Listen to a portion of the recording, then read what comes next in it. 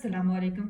Hope you are all doing well. हम पढ़ रहे हैं फार्माकोलॉजी चैप्टर 46 फ्रॉम कैटजिंग। इसमें है हमारे पास एंटी मेटाबोलाइट्स और एंटीफोलेट ड्रग्स यानी कि सल्फोनामाइड्स, ट्राइमेथोप्रिम, ट्राइमेथोप्रिम सल्फोमेथोक्साजोल्स।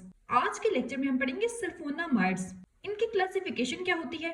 ये तीन तरह के होते हैं, शॉर्ट एक्टिंग, इंटरमीडिएट एक्टिंग और लॉन्ग एक्टिंग। शॉर्ट एक्टिंग में है सल्फीसोक्साजोल, इंटरमीडिएट एक्टिंग में है सल्फोमेथोक्साजोल और लॉन्ग एक्टिंग में है सल्फाडोक्सिन्स।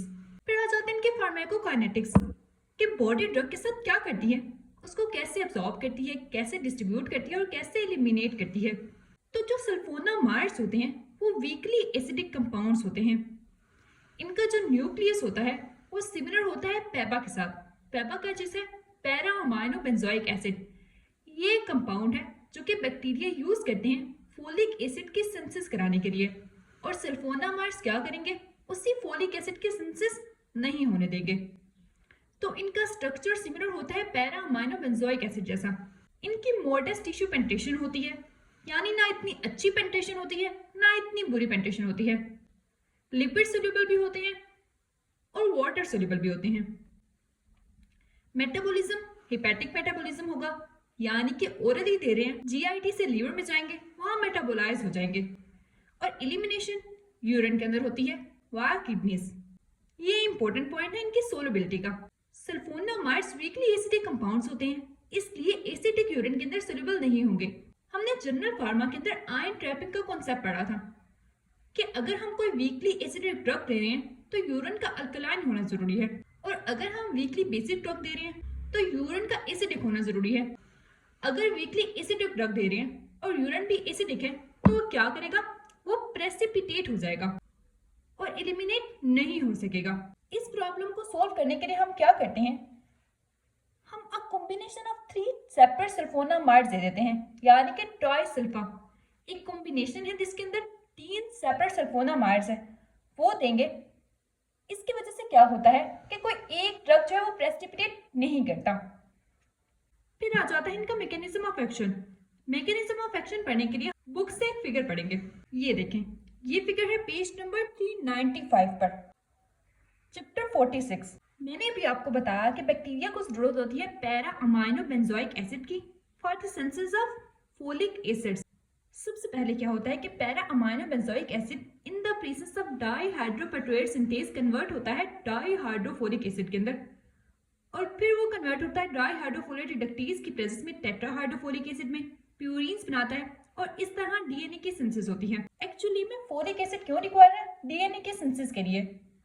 तो जो सल्फोनामाइड्स अगर हम देंगे वो क्या करेंगे, वो पैरा अमाइनो बेंजोइक एसिड को डाईहाइड्रोफोलिक एसिड पे कन्वर्ट नहीं होने देंगे। कैसे?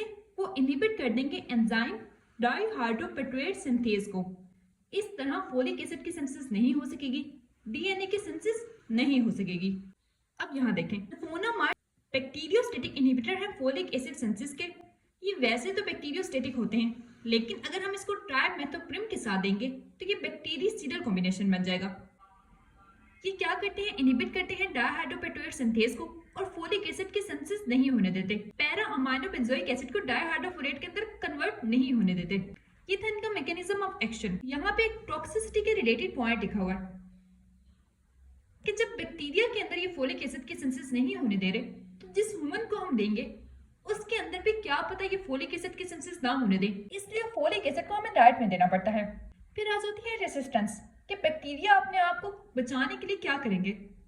सबसे पहला पॉइंट तो यही होता है कि ये ड्रग की अकोमुलेशन नहीं होने देंगे। ड्रग जैसे ही बैक्टीरिया के अंदर आएगा उसे उठाकर बाहर फेंक देंगे, इफ्लक्स पम्प बना लेंगे या पैरा अमाइनो बेंजोइक एसिड की सिंथेसिस को इंक्रीज कर देंगे। तो सल्फोनामाइड्स सबके कन्वर्जन को इनहिबिट नहीं कर सकेंगे। इस तरह para amino benzoic acid convert हो जाएंगे डाईहाइड्रोफोलेट के अंदर और डीएनए की सिंथेसिस करवा देंगे या डिक्रीज कर देती हैं sensitivity of dihydropteroate synthase to sulfonamides. जिस एंजाइम के ऊपर सल्फोनामाइड्स ने एक्ट करना होता है उसकी सेंसिटिविटी डिक्रीज कर देते हैं, उसके ऊपर सल्फोनामाइड्स एक्ट नहीं कर सकता।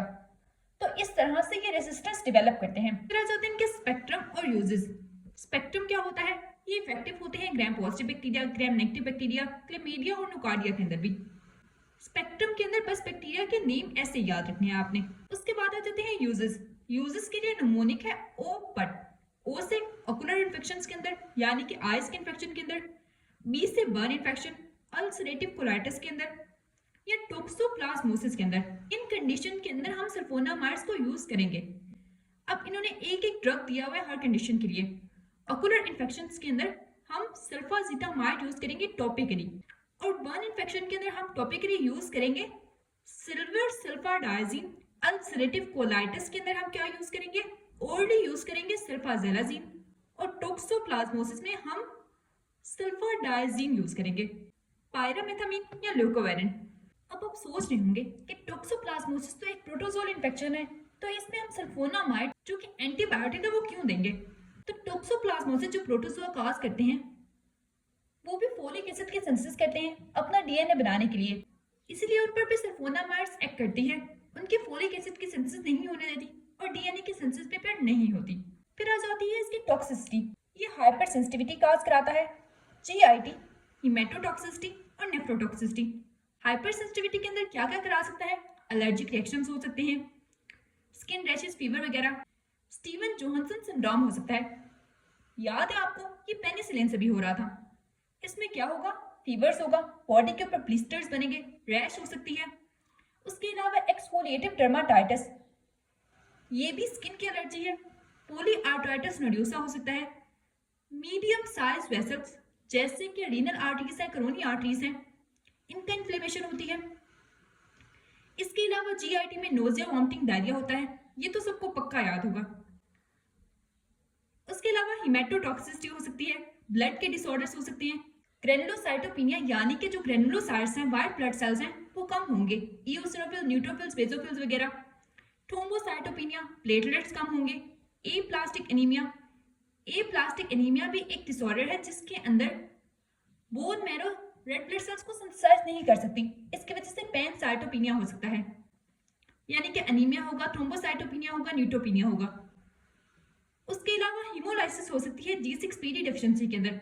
G6PD आरबीसीज के ऑक्सीडेटिव डैमेज को प्रिवेंट करता है, तो जब ये नहीं होगा तो आरबीसीज की हीमोलाइसिस हो सकती है। उसके अलावा ये नेफ्रोटॉक्सिसिटी भी काज करते हैं। नेफ्रोटॉक्सिसिटी यानी किडनी की टॉक्सिसिटी होगी, तो क्रिस्टल यूरिया होगा, यानी कि यूरिन के अंदर क्रिस्टल्स एलिमिनेट हो रहे होंगे, या हेमेटोयूरिया होगा, या यूरिन में ब्लड आएगा। तो ये थी इसकी क्लिनिकल टॉक्सिसिटी। फिर आ जाती है यहाँ पे ऊपर लिखा है ड्रग इंटरेक्शंस। अगर हम वारफरीन और मेथोट्रेक्सेट को सल्फोनामाइड्स के साथ देंगे तो वो क्या करेंगे, वो साइटोक्रोम P450 एंजाइम को इनहिबिट कर देंगे और सल्फोनामाइड्स की प्लाज्मा लेवल को इंक्रीज करेंगे। तो ये था सल्फोनामाइड्स। अब ट्राइमेथोप्रिम हम नेक्स्ट लेक्चर में पढ़ेंगे। Thank you so much.